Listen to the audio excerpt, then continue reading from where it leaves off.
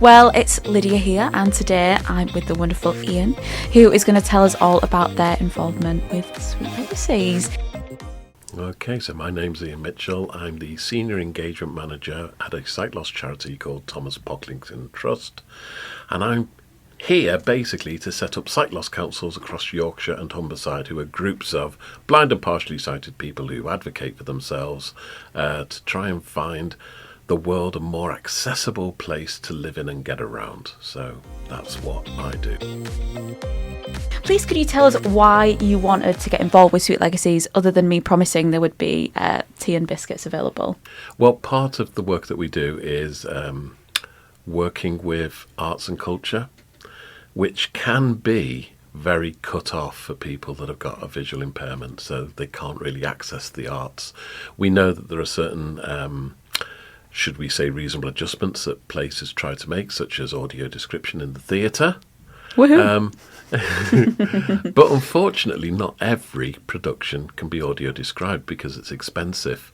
So working with Sweet Legacies, we gave a platform and a voice to blind and partially sighted people living in and around York to actually be able to express themselves about how they engage with the city, with people, and basically what they see and how they see things. So Sweet Legacies ticked every single box in that, and I have to say it's been brilliant.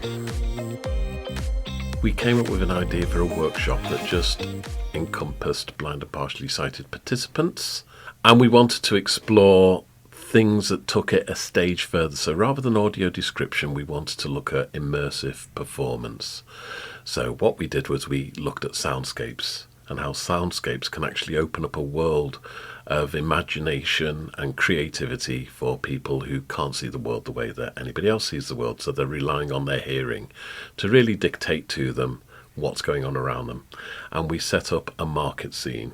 And if you get to hear it, you won't probably realise that that only existed with 5 people taking part in it. So that was the workshop, is just to show how much creativity can be achieved just through the power of sound.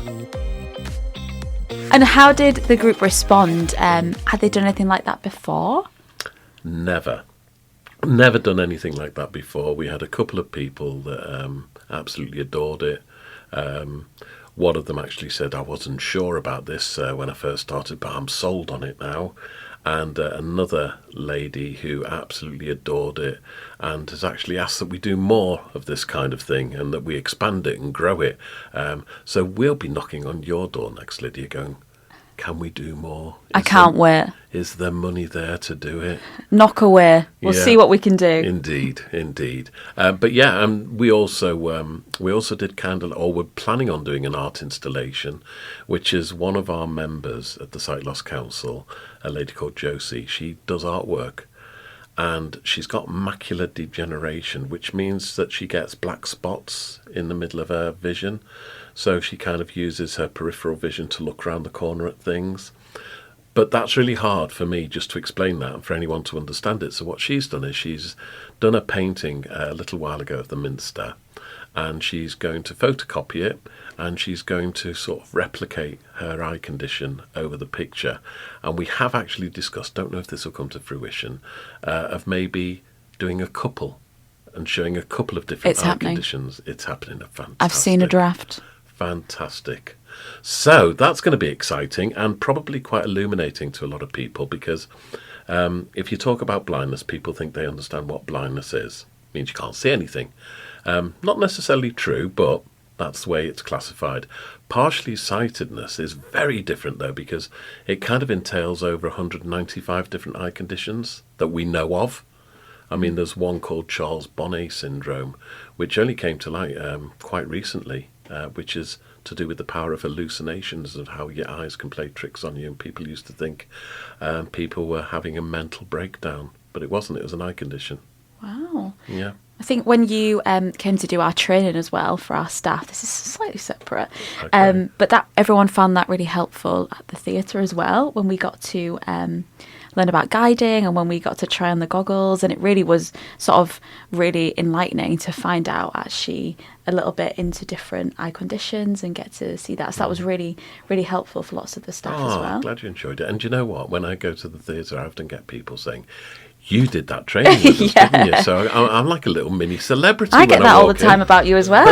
Is it that Ian that did the training? I'm like, oh yeah, it is. Oh, yeah. We're back.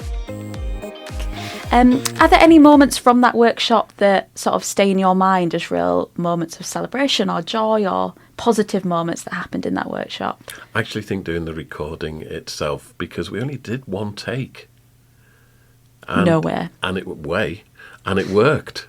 And it worked ever so well. And as I was saying before, it felt like there were more than 5 people that were participating in that. I've done it again, participating in that. And it was a joy. It really was. It was lovely. And I think what was even lovelier was their reaction, because they didn't know what to expect either. So I think they got a great deal of joy about doing something creative altogether that they would probably never dream of doing. And what do you hope that people listening to the soundscape take away from it? The ability that visually impaired people have to be creative.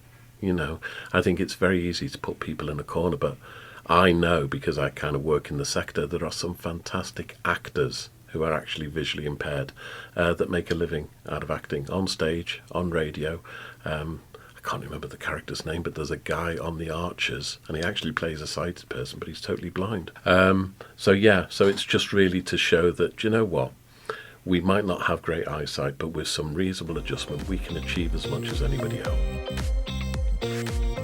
What do you hope the legacy is of this project? And if you could dream big and do anything with York Theatre Royal, what would you like to do? I would love it if, as we said just before, greater opportunities opened up for people.